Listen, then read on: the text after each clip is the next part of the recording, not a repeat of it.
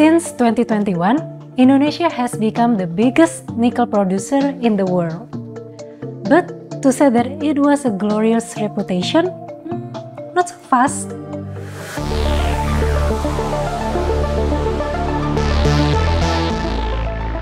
We constantly hear devastating stories about deforestation, the blue sea water that turns brown and contaminated, people being forced to leave their homes, and workers dying in accidents.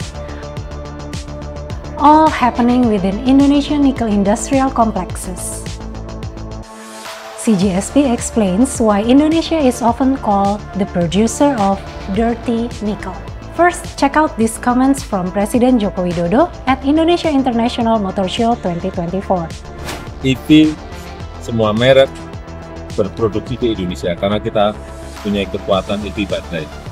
Joko Widodo wants Indonesia to be global hub for EV production. Since many EV will need nickel in their batteries, why can't Indonesia be a key player? After all, Indonesia is rich with nickel. So in 2014, Joko Widodo announced that the country will only allow the export of processed nickel. Since then, Indonesia received many Chinese investments to develop nickel smelters. There are three main strategic areas where nickel is mined and processed: South Sulawesi, Southeast Sulawesi, and Halmahera in Maluku Island. According to the Indonesian government, there are 116 nickel smelters in Indonesia. 99 of them are owned by Chinese company. Here's the funny thing, only 3 smelters have the ability to produce the right kind of nickel product for EV batteries.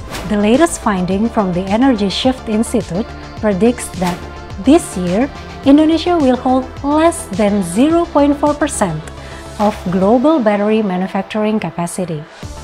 The findings also said that the value added from Indonesian nickel products after processing ranges from 2 to 11 times. That is still far from the government promise of 60 times added value. Energy Shift predicts that the global battery manufacturing capacity will continue to skyrocket, leaving Indonesia behind. We spoke with Zaki Amali, researcher at Trend Asia, to understand more on why nickel cannot be called clean energy and just. Menurut data General Energy Monitor per bulan Januari 2024, itu PLTU yang operasi di industri nikel itu mencapai 11 gigawatt sudah beroperasi di seluruh kawasan industri nikel di Indonesia. Kemudian PLTU yang masih dalam tahap konstruksi dan tahap pra-perizinan itu 6,9 gigawatt. Jadi total ada 18 gigawatt PLTU yang statusnya beroperasi, konstruksi, dan pra-perizinan. That sounds bad, right? It's contradictory with our own plan to gradually stop using coal, a dirty energy. That's why Zaki said that the company must replace coal with renewable energy. Next, worker safety. Trend Asia found that from 2015 to 2023, as many as 91 workers died and 158 workers injured because of work accident. Ini menunjukkan bahwa aspek-aspek keselamatan kerja yang ada di industri smelter itu sangat rendah sekali gitu. Sistem keselamatan kerja itu didesain oleh perusahaan dan secara sistem itu dilakukan secara utuh dari perusahaan gitu, tidak hanya tanggung jawab 1-2 orang di level lapangan. Next, companies extract nickel from small islands, just like what happens in Wawoni, Southeast Sulawesi.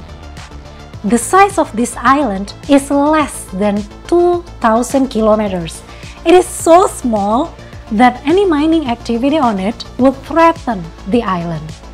The good news is, the Indonesian Constitutional Court decided that mining in small island is illegal. People are hoping that this could be the first step to enforce stricter regulation on smelters. The road ahead might be rocky. Indonesia will have a new president soon who has vowed to continue processing critical minerals. And we should speak louder and hold them accountable for their action. Thank you for watching. See you on the next video.